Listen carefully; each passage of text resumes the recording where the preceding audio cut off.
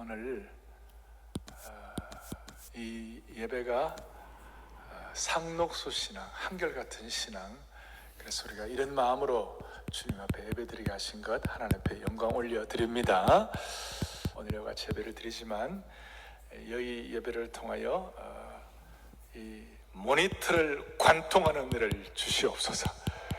그리고 온 성도들 우리 생중계 예배로 온라인으로 가정마다 드리는데 그 예배에 대한 사모함과 또 열기와 온기가 서로 전달되게 해 주시기를 바랍니다.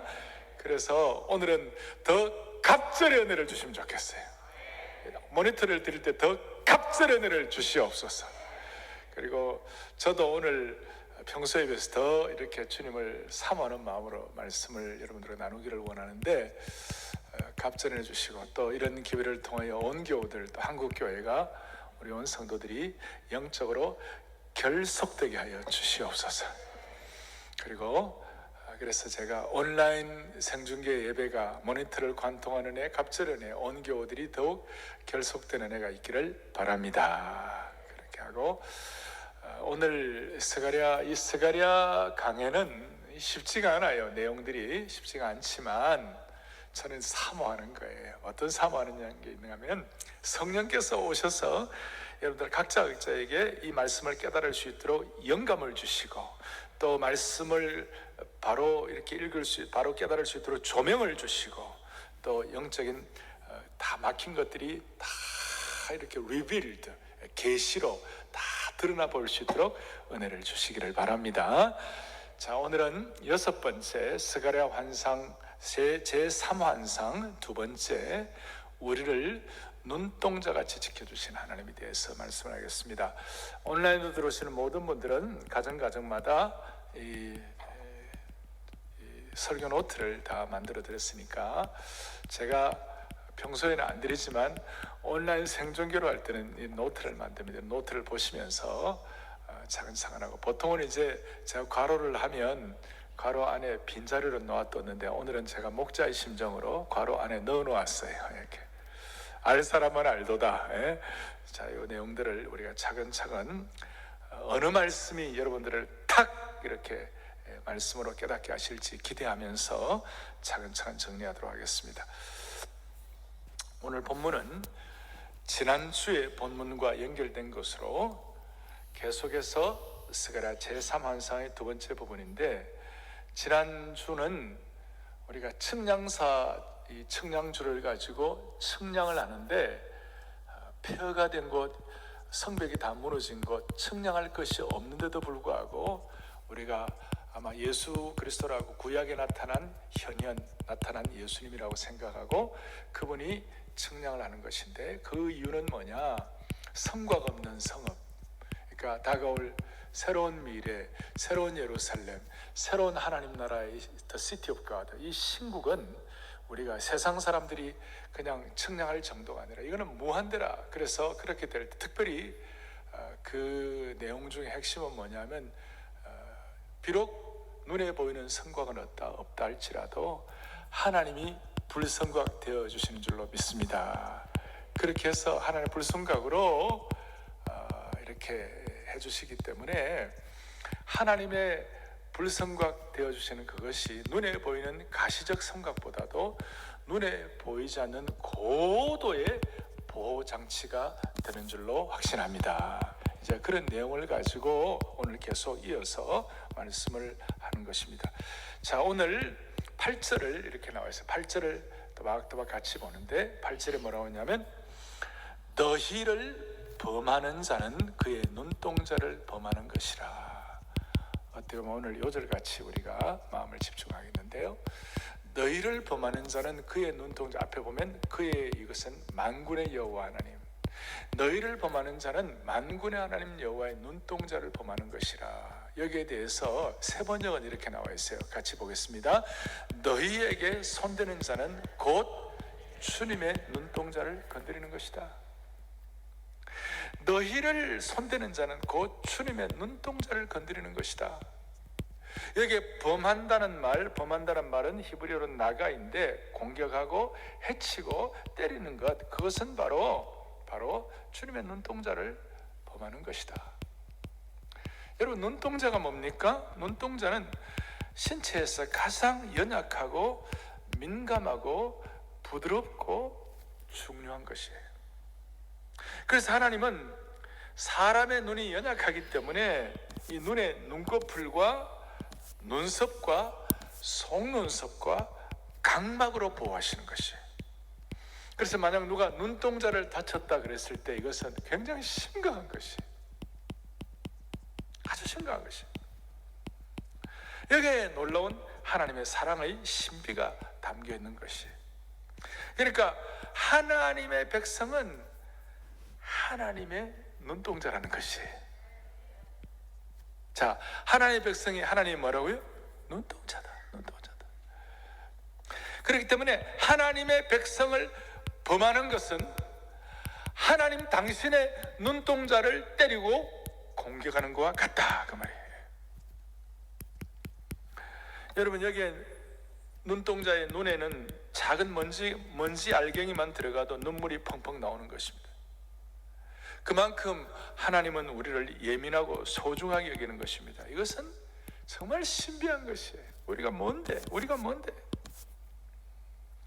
그래서 구약 전체를 보면요, 신약은 너무나 우리가 잘 이해할 수 있지만 구약 전체를 창세기부터 말라기까지 보면 하나님이 하나님의 백성들을 어떻게 눈동자처럼 아끼시는지, 특별히 구약의 이스라엘 백성들이 가장 힘들고 처참하고 아주 그냥 마음씀이 많았던 그 시기가 언젠가 하면 출애굽하던 시기였어요. 그리고 광야 40년의 시기였어요. 그리고 광야란 것이 보면 광야가 어떤 곳인가 하면 광야는 신명기에 보면 광야는 곧 불뱀과 전갈이 있고 물이 없는 간조하고 척박한 땅이라. 그 광야가 어떤 곳이에요? 광야는 정말 물도 없고 나무도 없고, 광야는 뜨거운 열기고 밤에는 몸서리치는 냉기고 생존의 위협을 받는 극한의 지역이에요. 거기는 곡식도 거둘 수 없어요. 단지 짐승의 울음만이 스산하게 들리는 두렵고 낯선 땅이 광야예요. 그 광야에 하나님이 신명기 32장에 뭐라고 말씀하시는가? 32장 10절 다 같이 우리 또박또박 보겠습니다. 여호와께서 그를 황무지에서 짐승이 부르짖는 광야에서 만나시고 호위하시며 보호하시며 자기의 눈동자같이 지키셨도다. 할렐루야. 얼마나 감사한지. 오늘 각 가정마다 가정에서 들으시는 모든 성도들의 마음에 하나님은 광야 같은 인생, 아니 광야 길을 걸어가는 인생을 자기의 눈동자같이 지키셨도다.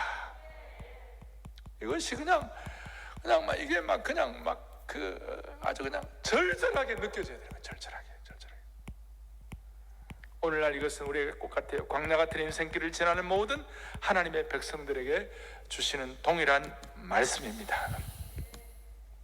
특히 코로나 사태로 온라인 생중계로 예배드리는 사랑의 교회 모든 성도들 한 분 한 분에게 주시는 말씀인 줄로 확신합니다. 이걸 하나님의 사람 다윗이 깨닫고 난 다음에 이런 하나님의 우리를 눈동자로 삼으신 이것이 너무 참 특별해서 다윗이 시편 17편 7절 8절에 뭐라고 말씀하시는가 하면 같이 봅니다. 주의 기이한 사랑을 나타내소서. 나를 눈동자같이 지키시고 주의 날개 그늘 아래 감추사. 나를 눈동자같이 지키신 것이 주님의 기이한 사랑이라는 거예요. 원더풀한 주님의 사랑이라는 거예요. 신묘막측한 하나님의 사랑이라는 것이 너무나 기이하다. 제가 이걸 묵상하면서 그런 생각을 해보았어요. 우리는 한 줌의 흙에 지나잖아요. 우리는 연약한 정말 질그릇 같은 인생이에요. 그리고 우리도 이스라엘 백성들처럼 틈만 나면 하나님 배신하고 하나님 반역하고 하나님의 사랑을 다 잃어버리고 그런 하나님의 백성인데, 이런 하나님의 부족한 백성들을 하나님은 당신의 뭐같이 지켜주신다? 눈동자같이 지켜주신다. 정말 기가 막히고 코가 막힐 일이에요. 너무너무 놀라워요. 하나님의 기이한 사랑이 아니고서는 결코 설명할 수가 없는 것이. 오늘 이 하나님의 귀한 사랑을 느끼면, 이걸 확신하면 여러분들 하나님 우리의 생애에 품격을 주실 줄로 믿습니다. 거룩한 디그니티, 영적인 기품을 주실 줄로 믿습니다. 이 하나님의 놀랍고도 귀한 사랑, 우리를 눈동자같이 품으시는 분, 우리가 비록 부족하고 연약하고 반역하고 이럴 때 있다 할지라도 광야길을 눈동자가 지키시는 그 하나님의 은혜가 오늘 우리 그들에게 접목되기를 간절히 바랍니다. 이걸 손으로 만지고 경험하고 체험할 수 있으면 좋겠어요. 사랑하는 여러분, 짐승이 언제 제일 무서운지 아세요? 어미 짐승이 새끼를 빼앗길 때 가장 진노하는 것입니다. 마찬가지입니다. 우리 하나님은 누가 하나님의 자녀를 칠 때 하나님은 가장 진노하시는 것입니다. 자식을 해치는 것은 아이의 어머니를 해치는 것과 동일하기 때문인 것입니다. 그래서 사도행전 9장 4절에 오면 사도 바울이 변화되기 전에 하나님의 백성들을 핍박할 때 나중에 마상에서 거꾸로져 가지고 주님의 음성을 들었는데 사도행전 9장 이렇게 나와요. 4절에 사울아 사울아 너가 어찌하여 나를 박해하느냐. 사울은 예수님 직접 박해한 적이 없어요. 그런데 하나님의 백성들을 핍박하니까 주님 뭐라고 했어요? 네가 왜 나를 핍박하느냐. 하나님의 백성을 사랑의 눈동자로 보시고 하나님이 주님이 동일시하셔가지고 하나님 백성들을 핍박하는 것이 하나님을 핍박하는 것과 동일하다 이것이. 저는 여기서 너무 감사가 되고, 하나님의 백성을 치는 것이 주님을 치는 것과 같다 동일하고 생각할 때 나를 주님의 눈동자로 지키신다는 걸 생각할 때 기가 막히는 거예요. 너무 눈물이 나요. 나 같은 인간이 이렇게도 하나님께 귀한 존재인가? 내가 무엇이길래 하나님이 이런 귀한 존재를 만들어 주시는가? 아니, 내가 이렇게 하나님께 소중한 존재인가? 날마다 이것을 우리가 물어볼 때 하나님이 일하실 것입니다. 이번 주간에도 마찬가지고 이번 한 달 동안 여러분 계속해서 시간 되는 대로 틈나는 대로 내가 하나님께 이렇게 귀한 존재인가? 내가 이렇게 하나님께 소중한 존재인가? 나를 눈동자같이 지켜주시는 하나님의 귀한, 이걸 계속 묵상하고 하루에 10번 20번씩 계속 반복할 때 다시 하나님이 여러분들에게 거룩한 품격을 회복시켜 주실 것이, 마스크를 뿜어져 나오는 하나님의 영광의 빛을 선포하게 해주실 것이, 거룩한 아우라가 우리 가운데 있도록 만들어 주실 것이. 그리고 9절에 이렇게 나와 있어요. 9절을 보면 내가 손을 그들을 위해 움직인즉, 하나님이 그 움직인즉 그들이 자기를 섬기던 자들에게 노략거리가 되리라 그랬어요. 대반전이 일어나는 거예요. 앞에 있는 내 제국들, 뿔들, 강력한 그런 권력자, 권세자들이라 할지라도 자기를 섬기던 자들에게, 그러니까 비식민지가 되어가지고 그 고생하는 그 이스라엘 백성들의 노략거리가 되리라 그랬어요. 대반전의 역사예요. 이스라엘을 압제하던 제국들, 하나님의 백성들을 압제하던 강한 자들이 오히려 하나님의 백성들에게 핍박당한다는 것이, 할렐루야. 대반전의 역사예요. 하나님께서 대신 원수 갚아주시는 것이. 다시 한번 우리를 하나님의 눈동자로 지켜주신 주님을 찬양합니다. 내가 이렇게 하나님께 소중한 존재인가? 이렇게 자꾸 질문하고 명확하게 답을 할 수 있으면 여러분 어떤 상황에서도 당당할 수가 있습니다. 어떤 상황 가운데서도 염려 대신에 담대할 수가 있는 것입니다. 그래서 우리가 그 담대함과 당당함 때문에 10절 뒤에 시온에 따라 노래하고 기뻐하라 그랬어요. 시온에 따라 노래하고 기뻐하라. 노래하고 기뻐하라. 시온의 딸이 누구냐면 우리 모두를 가리키는 거예요. 우리 모두를 시온의 딸이라고 할 수 있어요. 시온에 따라 사랑하는 사랑의 교회 형제자매 여러분들이요, 노래하고 기뻐하기를 바라는 것입니다. 이걸 꼭 주님 앞에서 마음에 확인하고 가족끼리, 성도들끼리 서로 확인합니다. 우리는 주님의 눈동자입니다. 우리는 주님의 사랑의 눈동자입니다. 여러분 죽을 때까지 기억하시기를 바랍니다. 가정마다 우리 가족들끼리 우리는 주님의 사랑의 눈동자입니다. 우리는 주님의 사랑의 눈동자입니다. 옆에 분들하고 한번 해보세요. 우리는 주님의 사랑의 눈동자입니다. 우리 부모님들은 자녀들 보고 너희들은 주님의 사랑의 눈동자야. 예. 자, 우리는 주님의 사랑의 눈동자입니다. 한 번 더. 자, 이걸 여러분들이 평생 기억하면 하나님이 평생 우리를 눈동자같이 보호해 주시는 것입니다. 그러므로 우리는 어떤 경우에도 여러분을 지키는 사랑의 눈동자가 있음을 믿어야 합니다. 어떤 경우에도 우리를 지키는 사랑의 눈동자가 있음을 믿어야 합니다. 그 사랑의 눈동자와 늘 마주치시기를 바랍니다. 50여 년 전에 김준권 목사님 CCC 여름 대학생 수양회에서 이런 얘기를 하셨어요. 사람이 처음 만나 악수하기 전에, 말을 건네기 전에 눈과 눈이 먼저 만난다. 그래서 우리가 남녀 간에 사랑을 하면 눈이 맞았다, 그런 얘기를 하죠. 그리고 그 눈은 마음의 창문이요, 그 사람의 개성인 것이. 그래서 우리가 슬픔이 깃들면 눈이 젖는 것입니다. 남녀 연인의 운명은 최초의 사랑의 눈동자에서 결정될 때가 있죠. 심지어 자식들이 방탕하게 엉망으로 살다가도 어머님의 사랑의 눈동자를 기억하고 다시 돌아오는 그 순간 하나님이 회복시켜 주시는 것이에요. 베드로가 예수님 저주하고 부인하고 그렇게 있다가 주님께서 베드로 보고 네가 나를 사랑하느냐라고 물으시는 그 주님의 사랑의 눈동자와 부딪히는 그 순간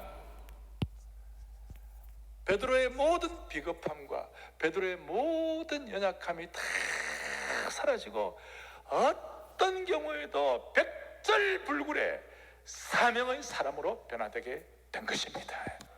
그 사랑의 눈동, 우리를 지키는 사랑의 눈동자를 마주치는 능력이에요. 말씀을 통하여 사랑의 눈동자로 하실 때에 그 베다니의 마리아는 어떤 일이 벌어졌습니까? 말씀을 통한 사랑의 눈동자, 그 눈동자를 황홀하게 쳐다보는 그 순간 그 말씀 앞에 납작 엎드리는 능력을 체험하게 된 줄로 확신하는 것이에요. 오늘 우리 온 성도들은 주님의 이 귀한 사랑의 눈동자를 다시 체험할 수 있기를 원하는 것입니다. 그 사랑의 눈동자가 저와 여러분의 삶의 모든 영역을 지켜보고 있는 줄 기억하시길 바랍니다. 그 사랑의 눈동자가 있을 때 어떤 일이 벌어지는가? 그 사랑의 눈동자의 귀가 트인 사람에게는 우주의 충만한 사랑의 교향곡이 들리게 되는 겁니다. 그 사랑의 눈동자의 마음이 열린 사람에게는 우리의 인생 가운데 그냥 지나가지 않으시고 하나님이 우리 인생의 역사의 주권자 되심을 깊이 깨닫는 축복을 받게 되는 것입니다. 여러분, 이럴 때 그 사람의 인격과 깊이가 얼마나 깊어지고 넓어지고 높아지고 단순한 모노타입의 인생이 아니라 폭발하는 스테레오타입의 그 영광스러운 깊이 있는 인생, 은혜의 파도를 경험하는 삶을 하나님 허락해 주시는 것입니다. 이걸 의식하게 될 때 우리도 모르게 10절에 있는 것처럼 기뻐하고 사랑하고 노래하는 축복을 받게 됩니다. 할렐루야. 그래서 하나님의 이 사랑의 눈동자를 더 깊이 체험하기 위하여 우리가 하나 적용할 것이 있습니다. 우리가 하나 해야 할 거예요. 그게 뭐냐면 6절 7절입니다 6절 7절에 뭐라고 나와 있습니까? 이렇게 나와 있습니다. 6절에 너희는 어디에서 도피할지어다? 북방 땅에서 도피할지어다. 이 북방 땅에서 도피할지어다, 이 말을 조금 더 구체적으로 설명한 것이 7절이에요 7절에 뭐라고 하냐면 바벨론 성에 거주하는 시온아, 이제 너는 피할지니라 그랬어요. 이 바벨론과 시온은 우리 하나님의 백성들을 대신한다고 해도 무리한 해석이 아니에요. 그런데 이 바벨론 성은 뭐냐면 거기 잊지 말아야 할 것. 바벨론은 제국이고 그 다음에 모든 것들이 풍요하고 대단한 곳이에요. 거기서 나오라, 이 말이에요. 왜 이 말씀을 하는가 하면 당시에 포로로 귀환했을 때 우리가 포로 귀환한 숫자를 보면 한 4만 3천여 명, 그리고 또 그걸 돕는 우리 포로로 왔던 분들을 또 섬기는 사람들과 또 음악하는 사람들이 한 5만여 명이 채 되지 않았어요. 대부분의 이스라엘 백성들은 바벨론에 그대로 남아 있었어요. 남아 있었던 이유는 뭐냐면 불신앙 때문에 또 오염되었기 때문에 마치 사과 상자 속에 썩은 사과가 안에 있을 때 전체가 다 썩어가는 것처럼 사람들의 마음이 오염이 되었어요. 또 어떤 사람들은 조국의 암울하고도 황폐한 상황 때문에, 또 어떤 사람들은 오랜 이국 생활로 인해서 조국에 대한 애착심을 상실했기 때문에, 또 어떤 부류의 사람들은 유대인들이 상술이 있으니까 나름 바벨론이나 페르시아에서 성공하고 나름 안정과 번영을 누리고 안주하는 것 때문에 도우질 않았어요. 그런데 오늘 스가랴를 통하여 깨닫게 하신 말씀, 바벨론에서 나오라, 북방에서 나오라. 북방이 바벨론에서 나오라, 도망 나오라. 그리고 나오라, 도피하라 하는 이 말은 그냥 적당한 권면이 아니라 여기에 긴박성이 들어있어요. 여기에 명령형이 들어있어요. 오늘 우리가 하나님의 사랑의 눈동자로, 하나님의 사랑의 대상으로 우리가 하나님 앞에서 품격을 가지고 살기 위해서는 하나님이 우리에게 요구하시는 거예요. 북방에서 나오라. 너희들 꺼리끼는 게 있으면 나오라. 하나님과 나와 하는 어떤 은밀한, 세상 사람들은 모르지만 하나님과 나와 하는 나오라, 급하게 나오라, 지금 도망쳐 나오라. 여러분, 이 말씀을 할 때에 우리가 이 뉘앙스와 함께 연결되는 것이 창세기 19장에 나타난 거 있죠. 거기에 보면 롯의 얘기가 나와요. 롯을 보고 뭐라고 그러냐, 너 거기 소돔성에 더 이상 있지 말고 도망하여 생명을 보존하라 그래. 나오라는, 거기 있으면 안 된다. 안 된다. 무슨 뜻입니까? 인간의 눈으로는 바벨론이 더 좋아 보여요? 인간의 눈으로는 바벨론이 더 안정되게 보여요? 그런데 그게 아니야. 영적으로는 거기서 망할 곳이야. 장망성이야. 장차 망할 성이야. 곧 얼마 안 돼서 그렇게 화려했던 바벨론가 망해버렸어요. 그렇게 대단했던 페르시아 제국이 망해버렸어요. 로마도 망한 거고 그리스도 망하고 다 망한 것이에요. 그러나 하나님의 도성, 하나님의 나라, 하나님의 교회는 영원하리라, 그거예요. 그러니까 나오라, 거기서 나오라. 거기서 있으면 더 이상 안 돼. 인간의 눈으로는 그게 더 좋아 보이지만 그게 바로 인본주의적인 생각이라는 거예요. 인간의 눈으로는 바벨론이 더 안전해 보이는 거예요. 그러나 하나님의 백성들, 시온의 딸은, 시온의 아들, 딸들은 더 이상 바벨론에 살면 안 된다는 것이에요. 자, 이렇게 말씀드릴 수 있어요. 하나님의 사랑의 눈동자인 시온이 어찌 바벨론에 살 수가 있겠는가? 그렇게 도망 나오라는 것이에요. 도망 나오라. 일촉즉발의 긴박성을 가지고 나오라. 그리고 또 하나는, 도망하라는 뜻이 뭐냐면 사실은 돌아와서 회복하라는 뜻이에요. 우리 편에서는 도망이지만 하나님 편에서는 회복이고, 또 바벨론 입장에서는 마치 쫓아내는 것 같아요. 우리가 쫓김당하는 것 같아요. 어제 우리가 토요비전 새벽 예배에서 우리가 하림그룹의 김원국 장로님 말씀 들었잖아요. 하나님의 창조 질서를 따르면, 순종하면 하나님이 반드시 예비하신 약속의 풍성함을 주시는데, 반대로 하나님의 창조 질서를 순종하지 아니하고 불순종하면 그 길을 따르지 않고 다른 길로 가면 반드시 값을 치르게 되어 있다는 것이, 반드시 시험받고 반드시 고통당하고 반드시 실패하는 거예요. 어떨 때는 그 자리가 이를 갈면서 우는 자리가 될 수가 있다는 것이, 그래서 하나님은 돌아오라고 말씀하신 거예요. 돌아오라는 것은 망하라는 것이 아니고, 엎어진 그 자리에서 망하라는 것이 아니고 이를 갈고 울면서라도 돌아와서 회개하고 회복하라는 그런 뜻이에요. 그래서 나중에 따지고 보면 하나님께 내어 쫓기는 것이, 결국은 내쫓기면 축복을 받게 된다는 겁니다. 이게 무슨 말인지 어제 온 사람만 알 수가 있어요. 도망치는 거, 축출당하는 것이 어떻게 보면 내어 쫓기면 축복이 될 수가 있다.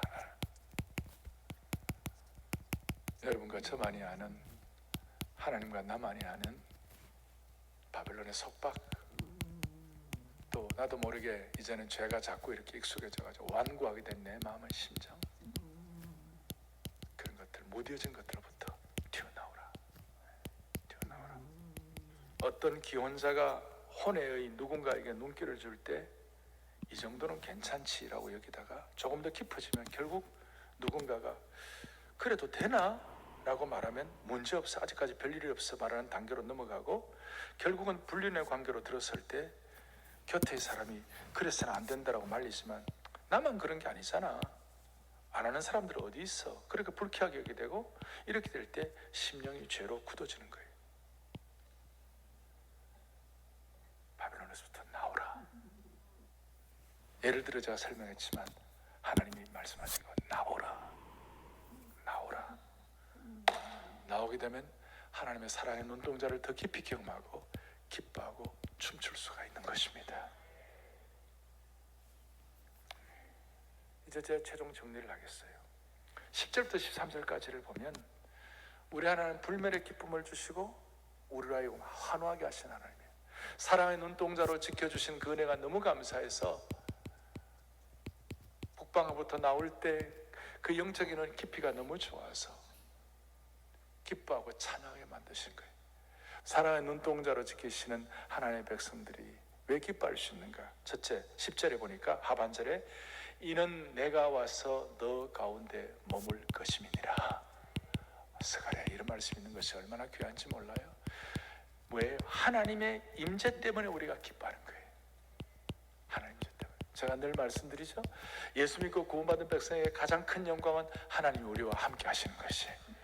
예수 믿고 구원받고도 하나님의 임재를 내가 살깊이 느끼지 못한다면 그건 너무 안타까운 일이고, 아니 가슴이 심령이 무뎌져 가지고 하나님이 나와 임재하는 걸 느끼지 못하는 건 저주예요, 저주. 예수 믿고 구원받은 사람들이. 그래서 하나님의 임재가 얼마나 소중한지, 예수 그리스도가 우리와 함께 하시는 것 자체가 그 오리지널이 뭐냐면요, 아예 임재와 기쁨은 같이 가는 것이에요. 누가 보면 이렇게 나와 있어요. 보라, 내가 온 백성에 미칠 큰 기쁨의 좋은 소식을 너희에게 전하노라. 그래서 예수님이 이 땅에 오시는 것, 예수님이 이 땅에 성육신하시고 오신 것, 이 땅에 오신 것 자체가 주님의 강력한 임재인데, 주님의 임재는 큰 기쁨과 연결되어 있는 것이에요. 따라서 오늘 주님이 주가 나와 함께 동행할 때 나를 친구 삼으셨네. 우리 받은 그 기쁨을 알 사람이 없도다. 알 사람만 알도다. 이 하나님의 임재의 주인공이 되기를 바랍니다. 기쁨이 따라오는 거예요. 기쁨이 따라오는 거예요. 그래서 하나님이 나와 함께 하시는데 내가 뭘 두려워할 게 뭔가? 내가 하나님의 사랑의 눈동자가 된 건데 내가 두려워할 것이 뭐가 있는가? 어떤 신앙생활 잘하는 분이 그런 얘기를 해요. 자기 자신은요 5분 이상 생각해도 해결이 안 되면요 그냥 하나님께 다 맡겨버린대. 아직까지 이해가 무슨 말인지 안 갔어요, 여러분들. 에? 자기 자신이 5분 이상 생각해도 답이 안 나오면 하나님께 다 토스해버린다, 다 이양해버린대.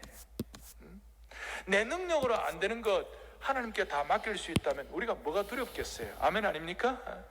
그럼 자동적으로 기쁨이 오는 것이죠. 제가 그 말 들을 때 저는 그랬어요.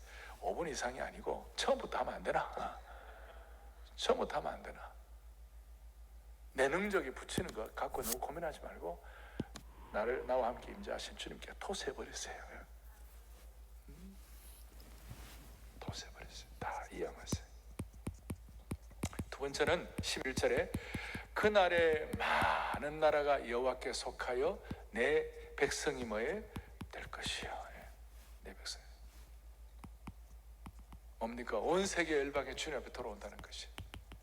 지금 스가랴 입장에서는 이 말을 깨닫고 들을 그런 여유가 있는 형편이 아니죠. 황폐화되어 있고 겨우 1차 포로 귀환되어 있고 모든 것이 척박한 조건인데 뭐라고 되어 있어요? 장차 말이에요. 많은 나라가 그날에 여호와께 속하여 많은 전 세계적인 구원이 있을 것이기에 기뻐한다 그 말이에요. 전 세계적인 구원 때문에. 그래서 어떻게 그 당시에 그 어려움을 겪던 그 스가랴 시대의 백성들이라면 이게 뭔 소리요? 이게 뭔 소리요? 저는 이렇게 생각해요. 이번에 코로나 사태 이후에 이번 11월 달에 있을 사랑의 교회 대각성전도 집회 새생명 축제는 오늘 두 번째 11절이 된 것처럼 그날에 많은 하나님의 백성들이 믿지 않는 분들이 주님 앞에 돌아와가지고 하나님의 백성이 되는 기적이 일어나기를 바라는 것입니다. 오히려 원래 가장 강력한 새생명 축제의 열매가 있기를 원하는 것입니다. 이게 신비한 하나님의 나라의 어떤 원리예요, 원리. 세 번째로는 12절 여호와께서 장차 유다를 거룩한 땅에서 자기 소유로 삼으시고 다시 예루살렘을 택하시리. 저 말씀이 참 독특해요. 첫 번째는 하나님 임재 때문에, 두 번째는 뭡니까? 하나님의 그 놀라운 구원, 전 세계적인 구원 때문에, 세 번째는 뭐냐면 하나님의 소유됨 때문에 기뻐하라고요. 무슨 말이냐면 이건 좀 거꾸로예요. 대개 우리가 하나님이 나의 기업이다 그렇게 하잖아요, 그죠? 하나님이 나의 기업이다, Be thou my vision, 하나님이 나의 비전입니다 이렇게 하는데, 여기는 거꾸로예요. 유다가 하나님의 기업이 된다는 것이, 다른 말로 하면 하나님의 백성들이, 우리가 하나님의 기업이 된다는 것이 있을 수 없는 일이에요. 하나님이 뭐가 부족해가지고, 하나님은 부족한 거 하나도 없으신 분인데 우리가 하나님의 기업이 된다는 거예요. 눈물 나는 얘기예요. 오늘 사랑의 교회 모든 성도들이요, 온라인 생중계로 예배드리는 모든 분들이요, 오늘 방송으로 참여하는 전 세계에 있는 모든 하나님의 권속들이요, 여러분이 하나님의 기업인 것이에요. 우리가 하나님의 기업이라고 생각할 때 기쁨이 나오는 거예요. 찬양이 나오는 것이에요. 우리같이 미천한 인생이 어떻게 하나님의 기업이 될 수가 있냐고요. 그런데 하나님의 환상, 하나님의 놀라운 하나님의 인도하심은 우리로 하여금 우리가 하나님의 기업이 된다는 것이에요. 그래서 우리를 눈동자로 삼으신 것이죠. 하나님의 기업이 된다는 그 순간 우리는 특별한 신분이 되는 줄로 확신합니다. 사랑의 눈동자의 신분이 되는 거예요. 이걸 알기 때문에 나중에 스가랴하고 스바냐는 이름이 좀 비슷하죠. 스바냐 3장 17절에 잘 아시죠? 그가 너로 말미암아 뭐예요? 기쁨을 이기지 못한다. 우리가 하나님 앞에 기쁨을 이기지 못하는 기업이 되는 축복을 찬양합니다. 그럴 때에 앞에 뭐가 나오느냐? 유다를 거룩한 땅에서 자기 소유를 삼으시고 그랬어요. 성경에 보면 성경 전체 거룩한 땅, 구약에서 거룩한 땅이라는 말이 유일하게 여기 나와 있어요. 우리가 하나님의 기업이 될 때 우리가 속한 각 영역들이 홀리랜드가 되는 줄로 믿습니다. 거룩한 땅이 되는 줄 믿습니다. 이게 이제 점점 올라가요. 처음에는 뭡니까? 하나님 임재 때문에 기뻐하고, 두 번째 수많은 백성들 구원을 기뻐하고, 세 번째는 뭐예요? 우리가 하나님의 소유됨 때문에 기뻐하고, 네 번째가 뭐냐면요, 하나님의 권능, 다른 말로 하면 하나님의 일어서심 때문에 기뻐하는 거예요. 이게 무슨 말이냐면 13절을 또박또박 같이 보겠습니다. 모든 육체가 여호와 앞에서 잠잠할 것은 여호와께서 그의 거룩한 처소에서 일어나심이니라 하라 하더라. 아멘. 스가랴의 신비한 환상이에요. 2장 마지막 부분에 여호와께서 일어나셨다. 여호와께서 일어나신다. 여러분, 여호와께서 일어나시면 권능이 선포되는 것입니다. 여호와께서 일어나시면 하나님의 능력이 뿜어져 나오는 것입니다. 마치 왕중의 왕인 사자가 가만히 있다가 기지개를 펼 때 으흥 하고 일어날 때에 수많은 동물들이 벌벌 떨어야 하는 것처럼 하나님의 권능의 손길이 펼쳐지게 되는 것입니다. 하나님의 일어나심, 이 코로나 사태 가운데서도 우리가 하나님의 일어나심을 기대하십시다. 할렐루야. 저와 여러분의 매일의 삶의 현장에서 하나님이 일어나시는 모습을 기대하십시다. 이게 뭐 하나님이 일어나신다는 건 어떤 뜻인가 하면, 우리의 삶의 모든 삶의 시대, 삶의 히스토리, 삶의 상황을 하나님은 그냥 방관하거나 그냥 내쳐놓지 않으시고, 거기에 하나님이 주권자가 되셔서 하나님이 간섭하신다는 것이, 하나님께서 적극적으로 개입하시고 살피시고 친히 책임을 지시고 인도하신다는 뜻인 것이, 우리를 시편 기자의 말처럼 일어나서 도우시고 깨어 살펴주시는 것이, 하나님은 저와 여러분의 삶에, 개인의 삶에 무관한 분이 아니세요. 무심한 분이 아니세요. 하나님은 대한민국의 삶에, 대한민국의 역사에 무관심한 분이 아니세요. 이런 하나님의 백성들이 집중력을 가지고 기도할 때 하나님은 일어나시는 것이, 하나님은 역사 앞에 일어나시는 분이세요. 그래서 세상 권력 앞에 걱정하지 마시기를 바라는 것입니다. 일어선다는 것이 무슨 뜻입니까? 우리가 공격당할 때 주님의 눈동자가 아파서 벌떡 일어나시는 것이, 그리고 우리가 기뻐 찬양할 때 주님은 벌떡 일어나시는 것이. 비록 우리가 더더더더하고 말도 더듬고 이래 하더라도 주님을 좀 부족하지만 주님을 찬양할 때 주님은 벌떡 일어나는 거예요. 여러분 손자 손녀들이 이게 6개월 1년도 안 돼가지고 이게 더더더더 하면서 있잖아요. 막 좀 기대가지고 일어나가지고 있잖아요. 더더더다 그럴 때 할아버지가 벌떡 일어나는 거예요. 왜 그런지 저한테 묻지를 마세요. 하나님은 우리가 찬양할 때 벌떡 일어나시는 거예요. 여기저기서 얻어맞고 상처받는 상황에서도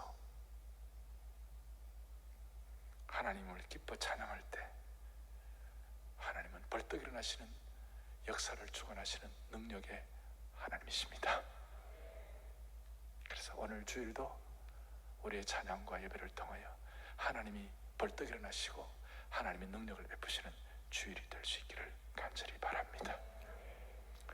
시편 110편 3절을 다 같이 보겠습니다. 같이 또박또박 보겠습니다.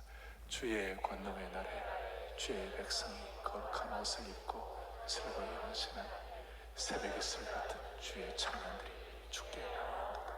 아멘. 하나님이 일어서시는 그날이 주의 권능의 날이 되는 것입니다. 주의 권능의 날에 주의 백성이 거룩한 옷을 입고 즐거이 연신할 때, 찬양할 때 새벽 이슬 같은 주의 청년들이 주께 나오는도다.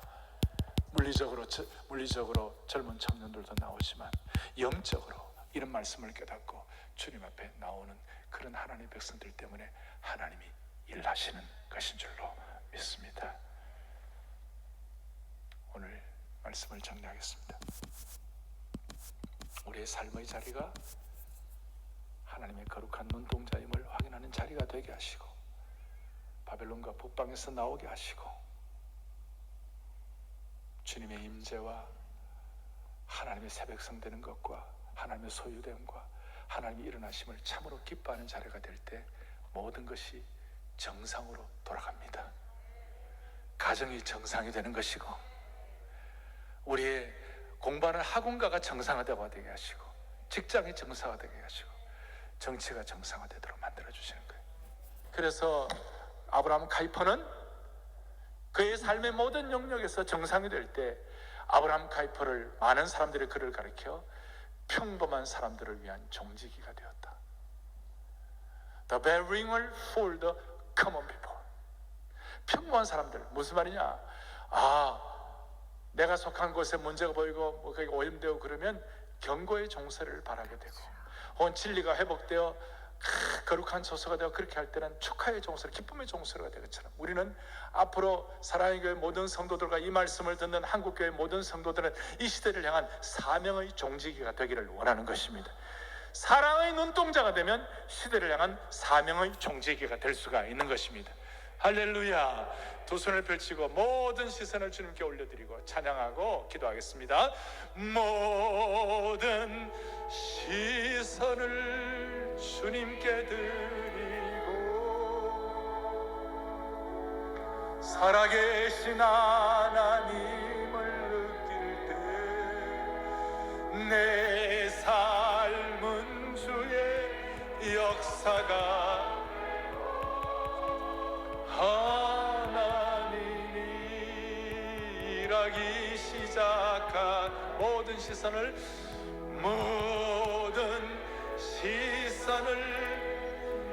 사랑의 눈동자를 느낄 때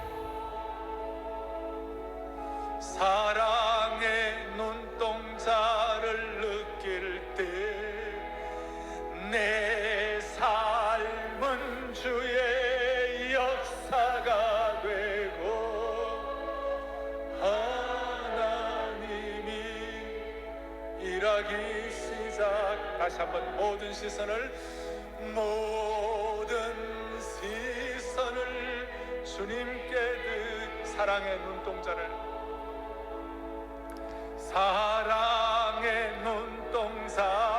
느낄 때 세상은 주의 나라가 되고 하나님이 일하기 시작하네. 가슴에 손을 얹겠습니다. 살아계시고 영원하신 하나님 아버지, 이 말씀이 오늘 이 시간 주님이 우리에게 개인적으로, 교회적으로, 국가적으로 주는 주님의 음성이 되게 하여 주시옵소서. 말씀의 능력이 될 때, 하나님이 일어나시는 권능을 체험할 때 우리의 삶의 모든 현장에서, 북방에서, 바벨론에서 뛰쳐나올 줄로 믿습니다. 내가 무엇이건데 하나님께 이렇게 소중한 존재인지를 날마다 되뇌이고 묵상하고 할 때에 우리의 정치, 경제, 문화, 사회, 교육이 다시 한번 주님이 허락하신 품격으로 돌아가실 줄로 믿습니다. 이런 기도의 제목을 가지고, 말씀으로 기도의 제목을 가지고 주님께 올려드릴 때 하나님이 응답해 주실 줄로 확신합니다. 우리를 사랑의 눈동자로 삼으신 우리 주 예수 그리스도를 받들어 간절히 기도 올리옵나이다.